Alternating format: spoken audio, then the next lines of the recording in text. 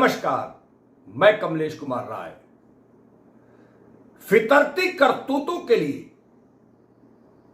कुख्यात पूर्वांचल विद्युत वितरण प्रबंधन के एक प्रमुख नामचीन ओहदेदार के द्वारा जिस ढंग से अपने बैचमेट तत्कालीन अधीक्षण अभियंता आरबी कटियार को बचाने के लिए बस्ती जिले के मुख्य अभियंता, बस्ती क्षेत्र के मुख्य अभियंता मनोज अग्रवाल से मिलकर एक अधिशासी अभियंता को निलंबित कराने का कुचक्र रचा गया, वह निश्चित रूप से निंदनीय बताया जा रहा है। हालांकि निदेशक एडमिन शेष कुमार बघेल की यह आदत बन चुकी है कि आरोपी भ्रष्ट अधिकारियों को बचाने और अच्छे कर्मठी अधिकारियों जिनसे आमद की संभावना नहीं बनती हो, उसे फंसाने का कुचक्र उनके द्वारा लगातार रचने का आरोप लगाया जाता रहा है। तथ्यों को तोड़ मरोड़कर प्रबंध निदेशक पूर्वांचल के समक्ष रखकर कराए जा रहे लगातार नियम विरुद्ध आदेशों के चलते सरकार की छवि बिगाड़ी जा रही है, वहीं विभाग की भी किरकिरी हो रही है। बस्ती जिले में अधिशासी अभियंता सहित 3 अभियंताओं के निलंबन से संबंधित कुछ महत्वपूर्ण दस्तावेज उपभोक्ता मंच को के हाथ लगा है। यह चौंकाने वाला दस्तावेज यह साबित करने के लिए काफी बताया जा रहा है कि एक अधीक्षण अभियंता को बचाने के लिए जिसकी पदोन्नति होनी थी, केवल इसके लिए जानबूझकर एक अधिशासी अभियंता सहित 3 अभियंताओं को मुख्य अभियंता मनोज अग्रवाल की साजिश के चलते निलंबित कर दिया गया। प्राप्त जानकारी के मुताबिक बस्ती जिले में रूरल 3rd के अधिशासी अभियंता हेमंत सिंह के संबंधित कार्यक्षेत्र में 27 अवैध खंभे लगाए गए थे। इन अवैध खंभों को लगाने के बाबत समाचार पत्रों में समाचार प्रकाशित होने के बाद मुख्य अभियंता अग्रवाल के द्वारा 2 सदस्यीय कमेटी का गठन किया गया। 18 अप्रैल को कमेटी के अध्यक्ष सुशील कुमार आर्या के द्वारा एक लिखा पत्र रूरल अधिशासी अभियंता संतोष के कार्यालय में रिसीव किया गया, जिसमें माफ करेंगे अर्बन क्षेत्र के अधिशासी अभियंता सुशील कुमार अधिशासी अभियंता संतोष के कार्यालय में रिसीव किया गया।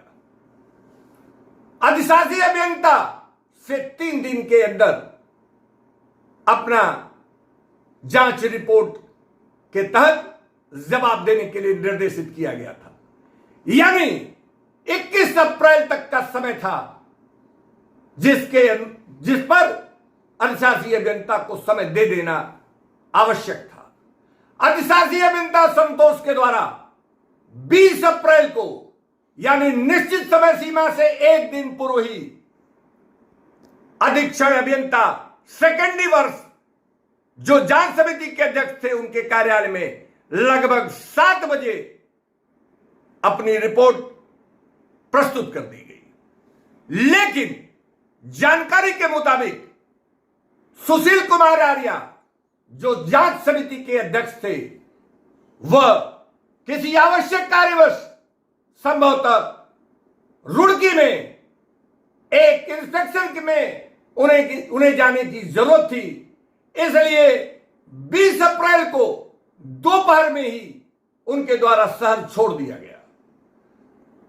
अधिशासी अभियंता संतोष की जांच रिपोर्ट उनके जाने के पहले नहीं मिलने की वजह से मनमाने ढंग से उनके द्वारा एक जांच रिपोर्ट अपने स्तर से बनाकर मुख्य अभियंता को देने की बात कही जा रही है। वहीं तत्कालीन अधीक्षक अभियंता आरबी कटियार के द्वारा जो कई महीनों से इस अवैध रूप से लगे खंभों का खेल देख रहे थे, चुप्पी साधे कटियार के द्वारा 19 अप्रैल को आदेश कर 20 अप्रैल को एफआईआर दर्ज कराने के लिए शहरी क्षेत्र के अधिशासी अभियंता संतोष को निर्देशित किया गया। सवाल उठता है कि जब रूरल क्षेत्र में यह 27 खंभे लगाए गए थे, ऐसे में रूरल क्षेत्र के अधिशासी अभियंता हेमंत सिंह के बजाय शहरी क्षेत्र के अधिशासी अभियंता संतोष को एफआईआर दर्ज करने के लिए क्यों कहा गया? वहीं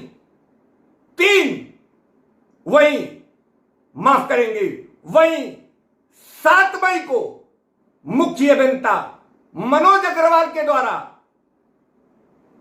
जांच कमेटी के सदस्यों को एक पत्र लिखकर कहा गया कि आपके द्वारा जांच रिपोर्ट अभी तक प्रस्तुत नहीं की गई है, कृपया 3 दिन के अंदर जांच रिपोर्ट मुख्य अभियंता के समक्ष प्रस्तुत किया जाए। लेकिन 21 मई को मुख्य अभियंता मनोज अग्रवाल के द्वारा अपने पत्र के माध्यम से 1 महीने पूर्व यानी 20 अप्रैल की जांच रिपोर्ट को आधार बनाकर आख्या प्रस्तुत कर दी गई। प्रबंध निदेशक को प्रस्तुत मुख्य अभियंता के आख्या के मुताबिक संबंधित अभियंताओं की संलग्नता अवैध खंभों के गाड़ने में लगाने में बताई गई थी। यानी कि मनोज अग्रवाल द्वारा यह बात पूरी तौर पर पुष्टि नहीं की गई थी, उनके द्वारा संदिग्ध मानते हुए अपनी आख्या रिपोर्ट दी गई थी। लेकिन सरप्राइजिंग ढंग से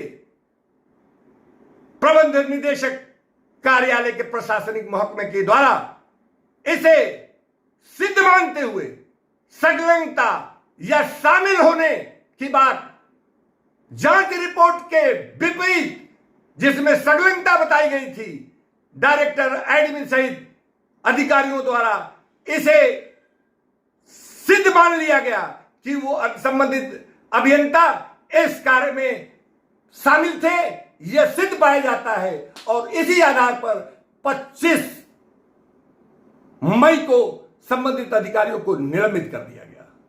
सवाल प्रमुख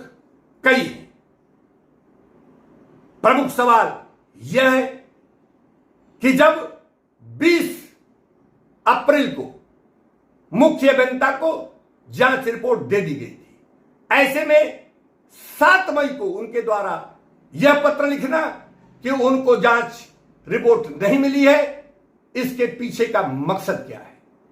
यदि 20 अप्रैल को जांच रिपोर्ट उनको दे दी गई थी तो 1 महीने बाद 21 मई को जांच रिपोर्ट आखिर भेजने के पीछे उनकी साजिश को क्या बल मिलता है? यही नहीं, तत्कालीन अधीक्षण अभियंता आरबी कटियार जो वर्तमान में मिर्जापुर के मुख्य अभियंता के पद पर तैनात हैं, जो डायरेक्टर एडमिन के बैचमेट बताए जाते हैं, क्या उनको बचाने की नियत से 1 माह तक इस जांच रिपोर्ट को दबाए रखा गया? यही नहीं, सवाल यह भी है कि नोडल अफसर होने के नाते तत्कालीन अधीक्षण अभियंता कटियार के द्वारा कार्रवाई क्या की गई? ये तमाम ऐसे सवाल हैं जो स्थितियों को संदिग्ध बनाते हैं, जो इस बात के लिए साक्ष्य हैं कि आरबी कटियार और अधिशासी अभियंता हेमंत सिंह को बचाने के लिए अधिशासी अभियंता संतोष सहित 3 अभियंताओं को निलंबित करने की एक गंभीर साजिश है। निश्चित रूप से यह मुख्य अभियंताओं से संबंधित मामला है। ऐसे में आवश्यक है कि एक निदेशक स्तर के अधिकारी को इस जांच में लगाया जाए, जो दूध का दूध पानी का पानी कर सके। उपभोक्ता मंच के लिए आज बस इतना ही। नमस्कार।